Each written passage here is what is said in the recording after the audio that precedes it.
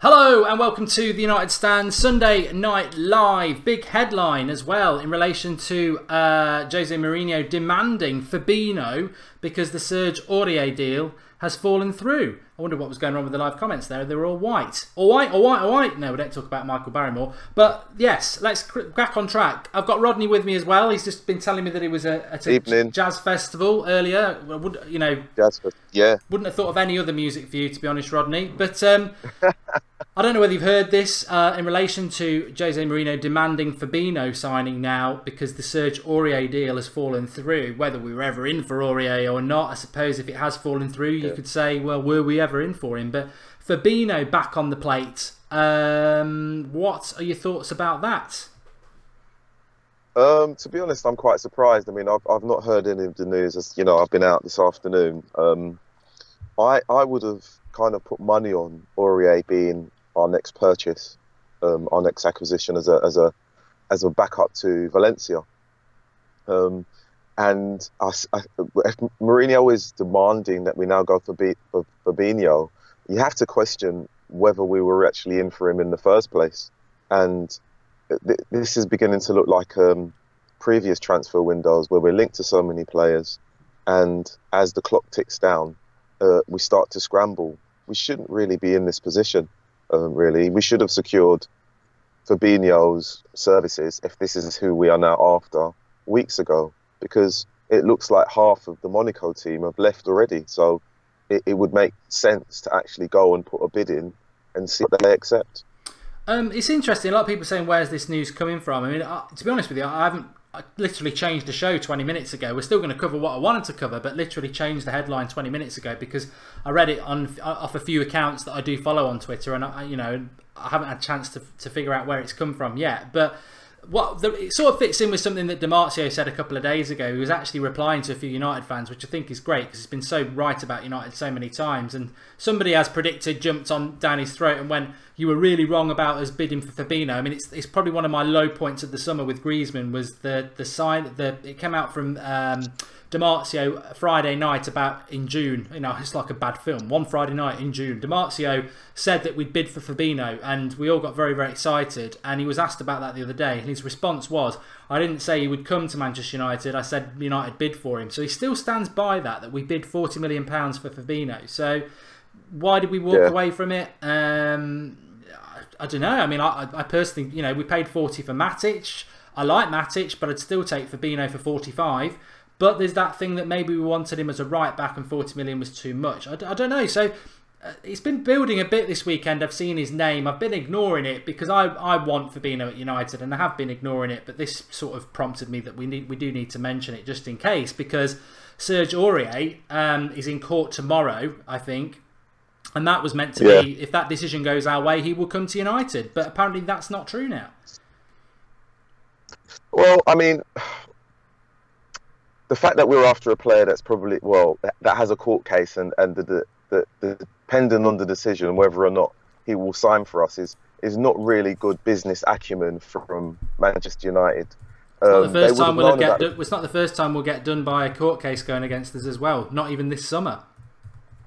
I know, but I mean, even with that, I mean, if you have a history of doing something like that, then you would expect the board to have a discussion and say, let's not get caught out again. Let's change our tact. Let's see if we can get our ducks in a row and get the players in that we need early, and so that they're part of the tour. That didn't happen. Now, the Monday press, the newspapers will be lined up saying that Man United failed to get target. Before you know it, by Wednesday, he'll be linked with Chelsea. I'm baffled because we are definitely weak in terms of our wing play on both sides. We've been linked with. Sorry, go on. Yeah, go on. No, I was going to say we've been linked with Perisic for the left. We would have thought that Aurier coming in on the right hand side would have made us much secure, and we do look quite strong. So we're now looking at the left hand side. So even with Fabinho coming in or being linked again now, he's still a right-hand or right-sided player, centre player. We're still weak on the left, and that is a position for anyone that watched the tour would see. Unless we've got our strongest 11 out, we're suspect on that side. I mean, there's a fantastic. The United Stand website's back up and running now. I don't write on it, so there's lots of different people on there, and I read it a lot. And I would urge a lot of you to read it. TheUnitedStand.com. One of the key writers on there is Jason Bowditch, and a fantastic article he put up this afternoon comparing Valencia to Serge Aurier, but then included Kyle Walker in it. And it was a real eye opener. I love probably like Rodney, like most of you. I love to like breathe in knowledge about football. It's my drug. That is my drug. And I know what sort of player Serge Aurier is. He's a beast. He's very combative. He's quick. He'd be very good cover for Valencia. But what I hadn't realised when I actually looked at the research Jason had done is that over his career, he's played 69% of his games as a right back, 6% as a right midfielder, 20% as a centre back, and 5% as a left back. So he actually has played on the left hand side. Then when you take it a little bit further, comparative to Valencia's nowhere. Well, right, okay. So in their whole career, Aurier has scored 9 goals. Kyle Walker's scored 2. Yeah. Kyle Walker's had 18 assists. Aurier's had 23. His average rating is 7.4. Kyle Walker's is 7.14, and Valencia's is 7.1. Tackles per game, 3.18 Aurier, 2.3 Walker, 2.23 Valencia. He does more fouls than anybody else. Interceptions per game, 2.49. Valencia 1.33. Walker 2.18. So, in a way, what I'm trying to say is it's a bit of a shame that has fallen through, because I wanted Fabinho as a centre defence midfielder. It's clear if we do get Fabinho now, it's as a right back. And to be honest, I think Aurier looks like a better right back. Yeah, to be honest, from what I've seen of him, or when I've watched him play, he likes to tackle. Again, someone who doesn't allow the attacker who is marking any time or space on the ball, and comfortable once he has it to give it to someone in midfield and then put himself in a position to either get the return or at least take play away from the person who's got the ball. He'd be ideal for us. And with the information that you've just read about him, in terms of him playing, I wasn't aware that he played on the left-hand side. So having someone who is able to do that would be great. And to be honest, when we think about Darmian, who is a right-footed left-back at United, it wouldn't be the first time in United's history where we've had someone who was predominantly right-footed that ended playing left-back. And you only got to think of Dennis Irwin, who played at left-back more times than he did at right-back for Man United, and did a fantastic job for us. Yeah, brilliant. I think, he's one of the greatest players for us, for me. He was a very, very reliable and underrated. But in terms of current players that we're trying to get in, are we going for a player? Do we have a player? We've got to wait for a court case. Now we're going back to that player. It's poor shopping. It's the kind of thing you would see if you went shopping with your missus and she said, let's go into this shop. And the first high street store you went into, you then revisit 3 hours later because they've been in every other store and looked at the bargains and decided, no, the thing that she looked at the first time is what she wanted to buy, and you've wasted time. It's like that right now. Either we want Fabinho, we go and get him. Either we want Aurier, we put the paperwork in place to help him actually get to Manchester. But either we want these players or we don't. And this is what I can't understand. We are weak in those positions. We need backup. And if we're not getting them, then it comes back to the point in terms of our young players, like Fosu Mensah, like Swansebi, are they going to be given the chance to be part of the squad? And if we're not bringing anyone in, then they cannot be allowed to go out on loan. No, I'd agree with that. Shaka Phillips says, I know Borthwick Jackson is now at Leeds, but do you think he could play the left wing back role? He's going to struggle playing it when he's in Leeds, so that's a shout for a year's time. At least it's a loan. Buddha says, Mark, catch me up. I was a little late. We're just talking about potentially Fabinho back on the menu now and Aurier not, so you've not missed too much. Aurier is cheaper, as a few people said. Shaka, you're asking the same question. I've already answered it. He's not a great role model for kids, says Robbie Jones. Yeah, I agree with that. Perisic is the guy, says Rashad. When is the Super Cup, says Josh. Tuesday night. We'll be live with the watch along for that. And Ryan Swiggan's been away for a while, and it's good to be back. Welcome back, Ryan.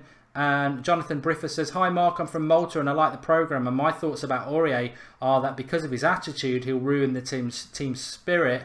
I disagree with that, Jonathan. I actually haven't got a problem with his background or anything like that. And as somebody who formerly used to work in law enforcement, that might surprise a few people. But there's always two sides to a story. We don't know what happened, and everyone deserves a second chance. In the case of Justin Gatland, 3 chances. So he does deserve a second chance. And I'm gutted about Bolt, by the way. I'm being sarcastic there. How a twice drug cheat can beat Bolt is a grace, but that's not what we're here to talk about. So what was I saying there? Yeah, Aurier. I think Mourinho sort of would relish that. I think I think Balotelli is unmanageable, and the only manager who got close to managing him was Mourinho at Inter. So that doesn't bother me too much. But it is tomorrow, Tonio, his court case.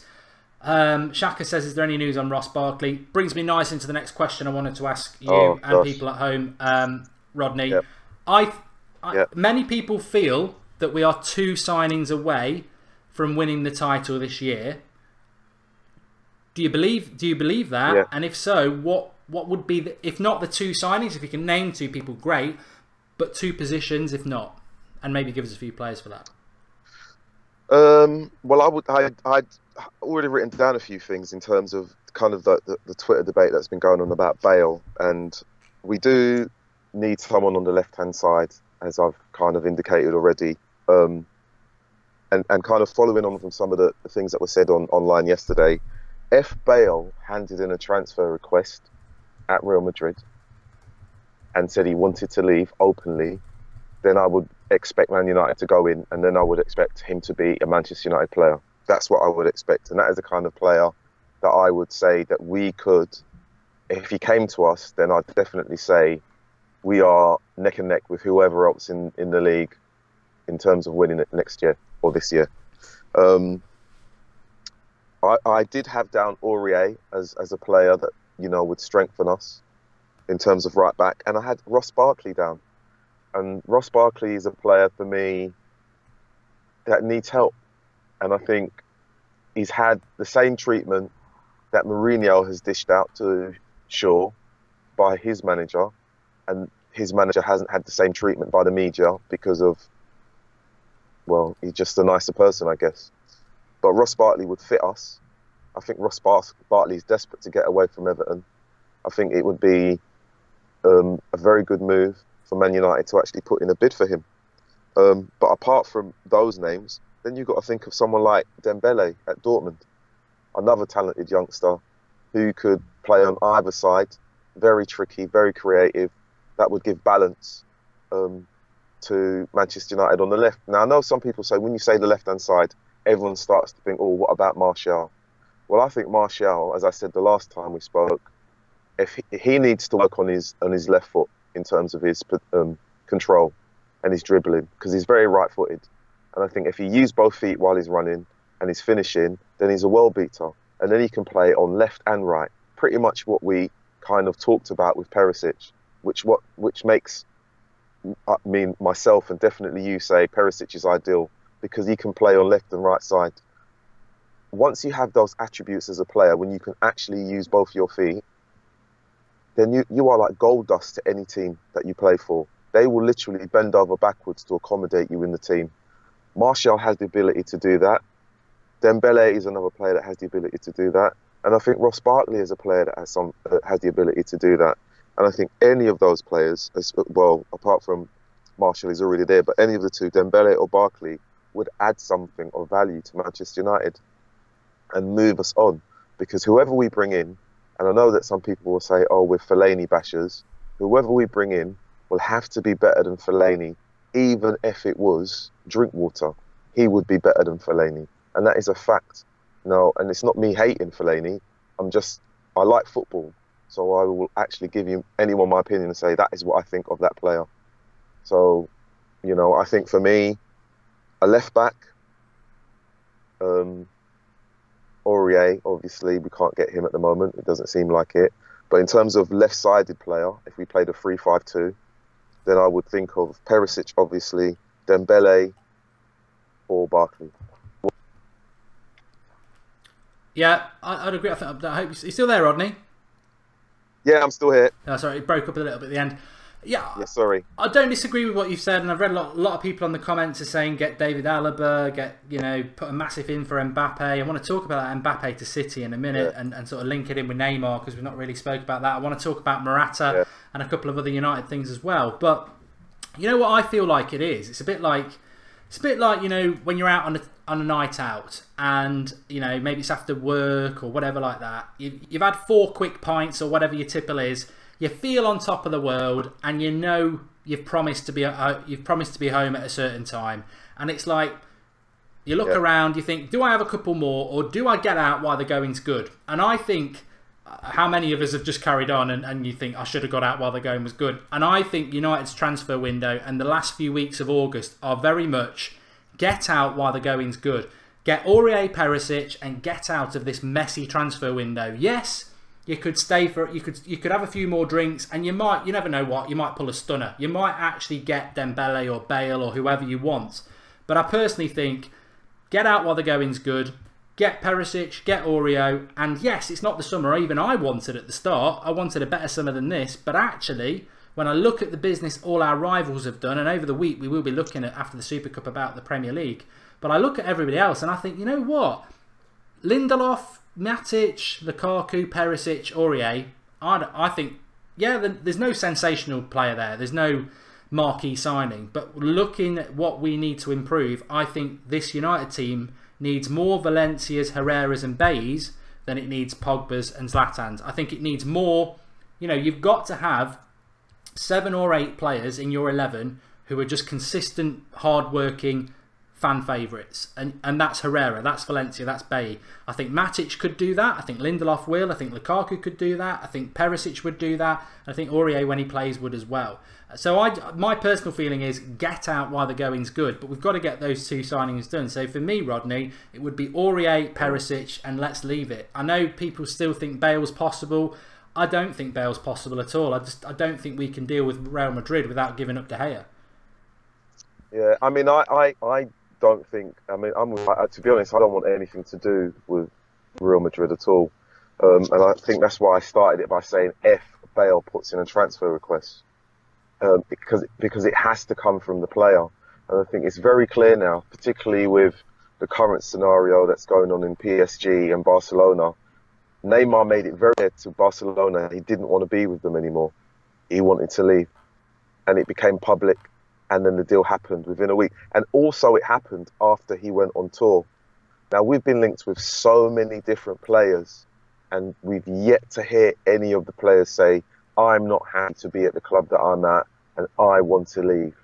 It's only when we found out about Matic that he said that he wasn't training with the first team, and he'd made it clear that he wanted to go, and he wanted to join us, which is great. And when you hear things like that, then you kind of think, okay, so him joining us in itself, there is a silver lining, because this guy actually wants to be at the club, and he wants to play for Manchester United, and he wants to play for the manager. We're linked with so many different players. I'm yet to hear that. So with the Bale thing, I'm like you. I don't really want to deal with Madrid. I mean, I previously said I wouldn't buy a stamp from them, but if Gareth Bale decides that he no longer wants to be there, they'll bid for him, but only if he says he doesn't want to be there. I think that's a great point about Matic, because it's not rumour, that's true. Mourinho even came out and said it himself, that he's been forced to train on his own because he wanted to force the move. And, obviously I didn't really want Matic. My concern is whether he can be the player he was 3 years ago, and the jury's out on that. He's got to do a whole season for us, and not just one. I think he's got to do 2 or 3. But he earns a hell of a lot of respect for the way he wanted to come to United. A lot of people are laughing because I've done it again about Aurier. I've called him Oreo. Look, I've got a little story I can tell you about that tonight, because I am drinking a red, and we had stew, or as I call it, stew. And this is a story that with me and my wife. My wife's from down south. She's middle class. I'm from north, and I'm working class background. So she doesn't normally drink red wine. So she said, I'll have a glass of red wine with you tonight because it's red meat.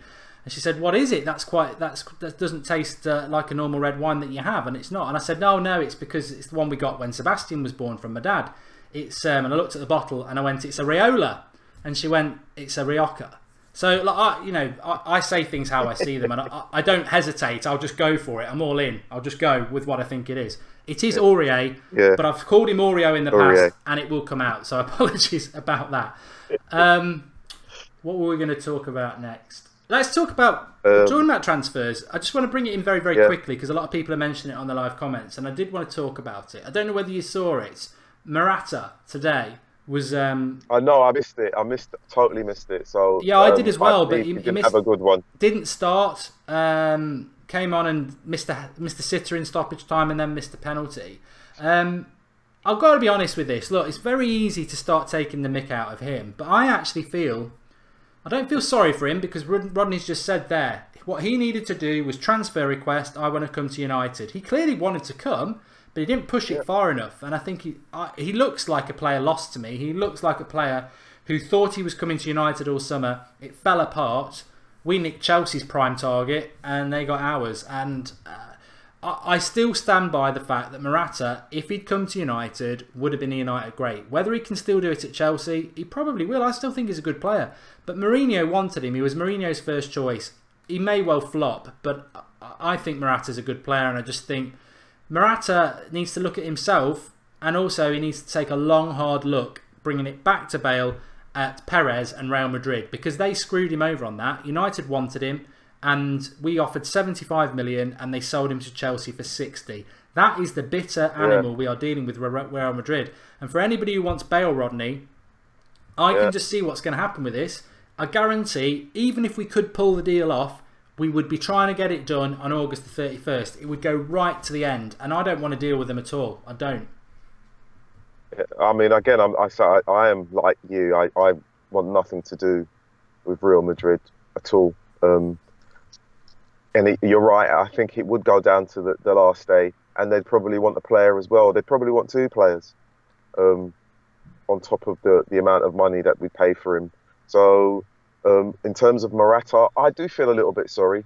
But again, he's one of the players in the modern age that doesn't want to put in a transfer request because he's probably got a loyalty bonus coming his way if the club sell him. Yeah. You know, it's either you want to play football or you don't. You know, sometimes footballers, no matter how much money you're getting and no matter what your agent says, you need to think about those moments when you were down the park with your friends and they said, do you want to play? And you said, yeah.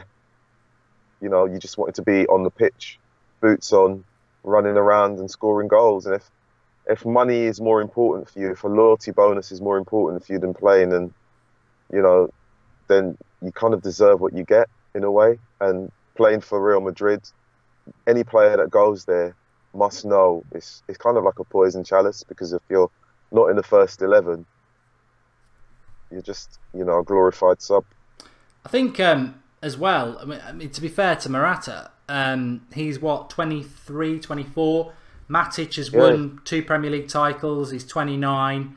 There is that difference, isn't there? Matic is like, you know, I can force my hand here. You know, I don't want to play for Chelsea anymore. I want to move. I want to go to Manchester United. Morata, I probably played it wrong. Probably did play it wrong. There's a great question here. I don't dodge questions as long as it's not something abusive or anything like that. And Stuart Marson has said, Mark, are you glad we did not get Morata? Because obviously I wanted Morata. We've now got Lukaku. It's a very good question. And my answer is, I don't believe in looking back. So I'm glad with the situation we're in. I've seen Lukaku play in a United shirt. He wouldn't have been my choice, the same as Matic. But in relation to Lukaku, I've seen him play a lot more. I'm encouraged by Matic's first game. Lukaku, he will score the goals, but for me, it's not necessarily about how many goals he scores. It's about what he's doing to the opposition centre-backs. He's pushing them back. They're scared of the ball over the top.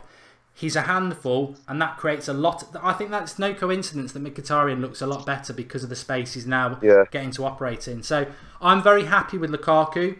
I would have been very happy with Morata a month ago because we wouldn't have known about Lukaku. But now we've got Lukaku, I wouldn't swap him for Morata. But I do wonder what if, but I'd blame Real Madrid for that. I think they're an evil disease of a club with a great history, but I think they're a horrible club. And I think United were fantastic in the way they did that, and that's why I don't want to go anywhere near them for Bale, because I'd rather just get Perisic, to be honest. But that's the way it is.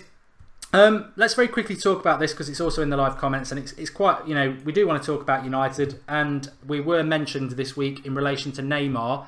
I only read this quote about an hour ago, Rodney, and it was from, I think it was the president of Barcelona. And he said that, and I can't remember the exact word, but he said, if Manchester United had offered us £200 million for Neymar, we would have took the deal because we know where the money's coming from. PSG are just another modern phenomenon of clubs that are state-owned and the money is dubious and something needs to be done about it. So, interesting that. Mbappe now could be going to Manchester City. Now, Manchester City have already spent, I think, even by my calculations, about 100 and nearly 200 million. They spent 200 million already on right back and left backs. Yeah, so and a keeper. So if they get Silva as well, so well over 200 million. So if they got Mbappe, well over 350 million. Manchester United made the most profit out of anybody last season in the Premier League, and I think it was about 100 million. My understanding of financial fair play is it's based on you can't exceed 30% of your profit in the previous year. Maybe it's I don't know what it is, but something's going very, very badly wrong. What's your thought this week? Because we haven't spoken. What was your thought about Neymar? No, we haven't. I mean, right, Neymar. Talking about Barcelona and then talking about if it was Man United putting the money forward, they would have taken the deal. Do you think we should have gone for him? Do you think United should have gone for him? We could afford it. Considering how much he's got, considering how much he's gone for, you would think that's the marquee signing that Man United, in terms of shirt sales, they could recoup the money back. But I think, as we said last time, and not to go off course, the owners only do, marquee signings when things are bad so that the fans look elsewhere. So the marquee signing that we were going to get this year fell through. I don't think Manchester United, the owners gave Mourinho the money to put a bid in for him. Though that, if things were correct, Man United could have put a bid in for him. Whether he would have come to us is another thing. But you've got to, when you look at the Neymar deal and you look at who's already gone to PSG, Dani Alves was due to be at Man City and he snubbed Pep, a manager that he had worked for before, to go to PSG. Neymar's now at PSG. Is it Thiago's at PSG, the centre-back? Marquinhos as well. They've got, what's the guy that we were linked to, the right winger, Moura. Yeah. Brazilian. I mean, it's like the Brazilian national team at PSG, and if people don't kind of realise what's going on there, the money that they've got are coming from, whether it's coming from a corporation or whether it's coming from a country or an outright billionaire, that's down to them. I don't think Barcelona have a leg to stand on in terms of complaining about a player that they couldn't keep, because they've got a player that, on their boards who's the world's best player, but, was done for dodgy. The same with Madrid. They've got a player who's currently in court. The Spanish league, if they were an equitable league, if they were a league that took care of the smaller clubs, then they'd be able to say that we've got a moral ground or we have a moral stance. But they don't. So the fact that he's gone there to kind of better himself, good luck to him. I wish he'd have come to Manchester United, but we didn't put money in for him. Yeah, it is interesting. A few people on about saying, it's the United stand, not Manchester City. It was just simply, should Manchester United have gone for him? That is what I was really saying about it. So very, very interesting. No, I mean, I can understand. I can understand what people are saying. It's not Manchester City, but that's because we are the rivals. They're our neighbours. Obviously, in your neighbours, you kind of look over the garden fence to see what they're up to, whether they've got a new barbecue or they've cleaned the curtains. That does happen. So in terms of the marquee signing for us, it hasn't happened. And when we talk about Mbappe linked to City, then obviously as Man United fans, you kind of look over and think, how is that possible? Because they haven't won anything. They didn't win anything last year in terms of their revenue. Apart from their stadium is never full, where's their revenue coming from?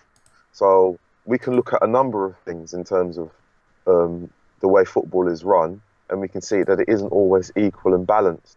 But it doesn't mean I don't think Mbappe would go to City anyway. I think he's got. I think he'll be somewhere else. Yeah, I'd agree with that. What was the next thing I wanted to talk about? Yeah, just for everybody, Verratti is not going to happen. He ain't going to happen at all. For the same reason I said this morning. Why would he do that? Why would he leave when Neymar's just signed? So you know, Exactly. I wrote a note down there because I thought, oh, I'm going to write something down. And I said, this guy said he didn't want to be at PSG, and all of a sudden you've got like the stellar signing turning up at your club. He's not going to leave. He'll stay. He'll come in and paint the walls if he could to get into the team now. He'll be staying there because anyone who's at that club will think, I want to be a part of this. They're not leaving. They'll be pushed out because obviously they need to balance the books. But any player at that club right now will not be handing a transfer request in. So Verratti to Man United, don't see that happening at all unless they literally seal him up in sellotape and put him on the plane to Manchester. It won't happen. It's a great question. I'm just going to go and top my wine up. But there was a fantastic question from before, just very quickly on Neymar to wrap it up, really. If you were offered 3 times your salary to go to PSG or stay at, I suppose, you could say United, Barcelona, a big club, what would you do? I'll be back in a minute. Yeah. What would I do? Oh, my gosh. It depends in terms of me as a player. I'd probably stay at Manchester. If I was a player at Manchester United, I would stay at Manchester United. If I loved the club. If I was a player who was didn't have Manchester in my heart and was a bit of a mercenary, and I'd moved from one club to Manchester and I knew that I was just doing it for my family, then obviously I would look at the financial aspects of that and think I'm going to earn 3 times my salary. But I think the Neymar deal is more about prestige and money. I don't think it's just about money. I mean, he wasn't the number one in Barcelona because Messi's there. And I think Messi's not going to retire anytime soon. He'll be there for the next 3 years. So Neymar going to PSG, definitely for prestige. And if it were based on me as a player, not that I am a player, I would want to stay at Manchester United and be a part of Manchester United history. But if I didn't love Manchester, then obviously I'd probably look at the financial aspect of it. I'm back. Okay, Oh, back. It's Robin van Persie's birthday as well today. Just wanted to say in relation to Van Persie that, I tweeted it as well. It's not about how long you're here, it's about what you do in the time that you've got. And what a fantastic player he was for Manchester United. Got to give him a shout out. Yeah. That's a life motto, Mark. That's a life, not just about football. You can do that in life. Some people don't even live life the right way and don't do the right thing. So Robin van Persie, as a footballer, left a club that wasn't doing anything and spent a couple of years where he became a legend, and he will never be forgotten. No, he was fantastic. Liam McDyer says, what do you think of the new penalty system? I didn't really see it long enough to see what the penalty situation was. Let's have a look what people are saying in the live comments.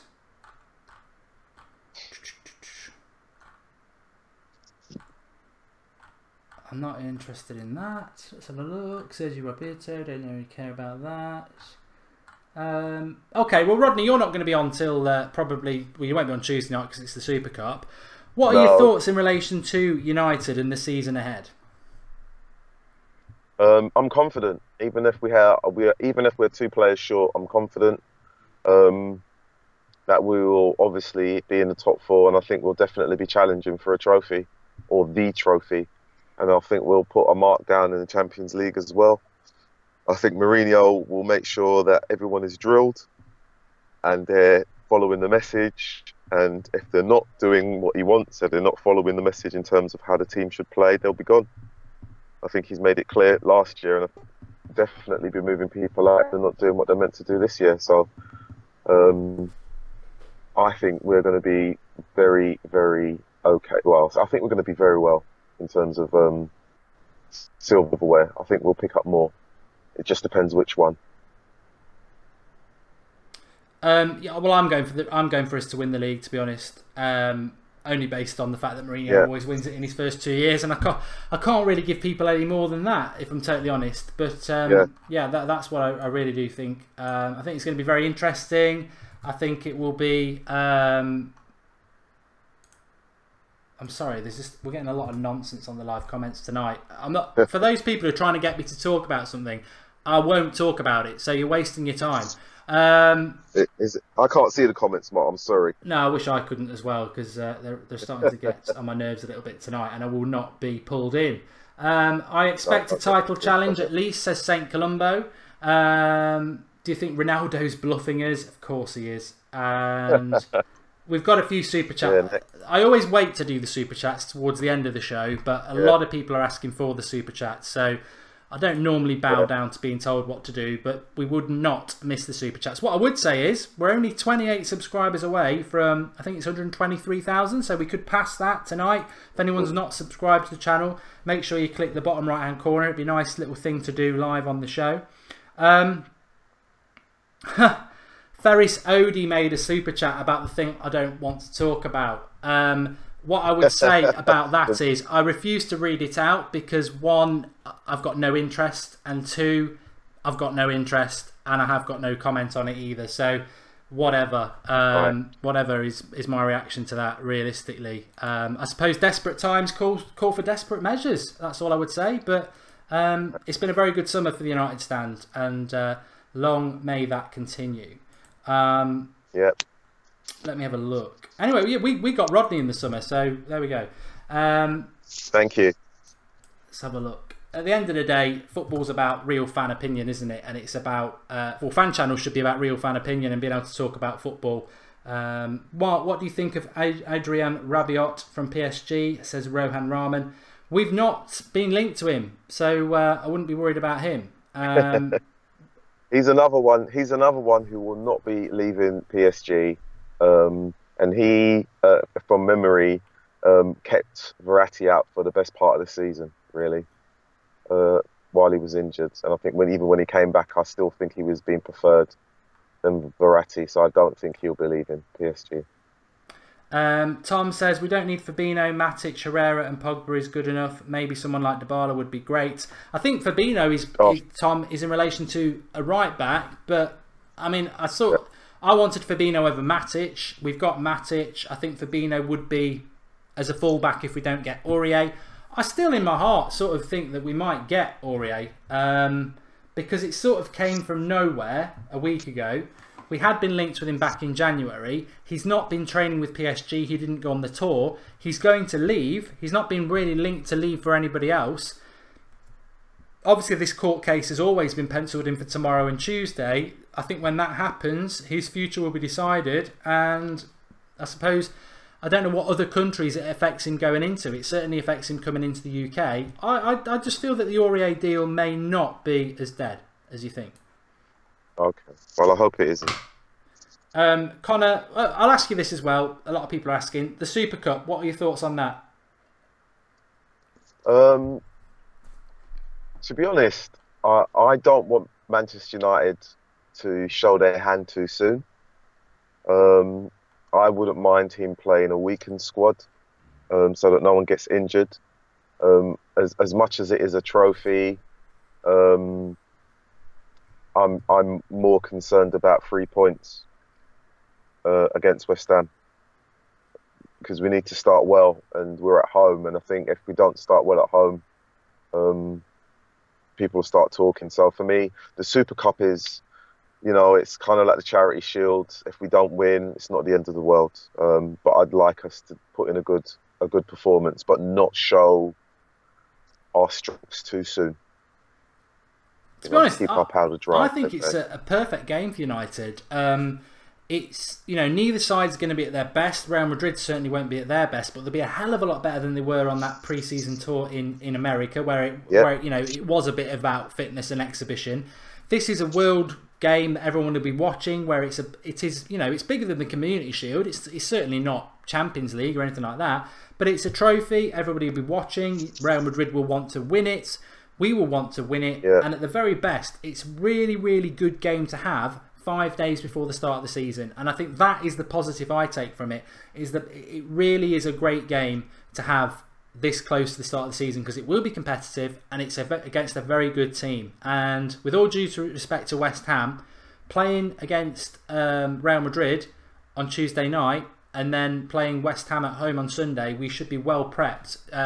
And Real Madrid are infinitely better than they are. I mean, I do hope so. I'm not saying that I don't like the competition or I don't want us to win. I'm just, in kind of like in the grand scale of things, I don't want our players to go in and get injured. I want us to be, full throttle for the first game, but to kind of go into this game wanting to win, but not kind of putting ourselves in danger, if that's possible. Yeah. What kind of idiot hopes a player gets injured? I don't know. Don't think anyone has said that. Do you worry Pogba will want to leave? So that's for the future, Anthony. And Mark, we've hit 123. No, we haven't. People are saying 123, and we're 3 under. So people have obviously done it and then not done it for a joke. Teasing. Okay. So. James Ward-Prowse says Paul Scholes. Yeah. Oh, does he? I like him as a player, James Ward-Prowse. Another Southampton youth product. But we'll say no more about that because he's not on our list of players that we're targeting, but I do like him. Sandy Sumpton says, please read. I have. All he says is Mark, please read. A couple of super chats. Andy Pandy says Riola. I think he's talking about the wine. Thanks, Andy. And Eshwari Nipan says, it is Jose who hates to lose trophies and win for him. Yeah, I think Mourinho will want to win. I don't think it means a hell of a lot if we win it, but I'm looking forward to it because it's definitely our biggest competitive game of the season. David Carey's made a contribution. He says, I'm happy, not over the moon with the signings, but I'm just worried that we can't score enough goals or create enough to challenge, and I hope I'm wrong. Are you concerned about the transfer window? Not the transfer window, about the formation that Mourinho would play. Do you think he'll stick with the 4-3-3 or do you think he'll go for the 3-5-2? I think he might be more attacking. I don't think he'll. Again, I don't think he'll show Man United's strengths too soon. So he might go with a 4-3-3, and I think the 3-5-2 he might use later on in the year. I don't see him playing that again. I think he'll want to get the game done and dusted in terms of whether we win or we lose. Or I mean, he will want to win, but I think he will be very attack-minded. In spite of the rumours of him being a very defensive coach, I expect Lingard to play, and I expect Rashford to play at some point, and Martial to play at some point, and they're not slow players. So. I'm hopeful that we can get the job done without being without losing any players to injury, and that's all I'm concerned about. Yeah, okay. Well, I think we've covered everything we needed to cover tonight. Thanks everybody for watching. Really enjoyed it. Thanks for coming on, Rodney. Thanks for missing the jazz. No worries, thank you. Yeah, no, it was an interlude, and I think there's an after party which is taking place right now. So. I might make my way back there to listen to a few things and then get back to bed. Definitely do. Drop a like on the video for Sunday night show. And we'll be back obviously in the morning with the transfer show. We've also got the watch along on Tuesday night. Rodney, give a shout out for your Twitter, pal. It's at Rodney_Cyrus with a C. Brilliant. Okay, and thanks everyone for watching tonight on the live comments. I think we're coming towards the end of the transfer stuff now. Maybe the barrel is being a bit scraped, but it won't be for long because the real thing, we can move away from transfers very soon. Still think we need to get 2 in, but after Tuesday we're looking at the Premier League and it kicks all off with West Ham. A week today we'll know whether we've got our first 3 points. I think we've got to get them. But thanks everyone tonight. Definitely. Thanks to Rodney, and we'll speak to you all very soon.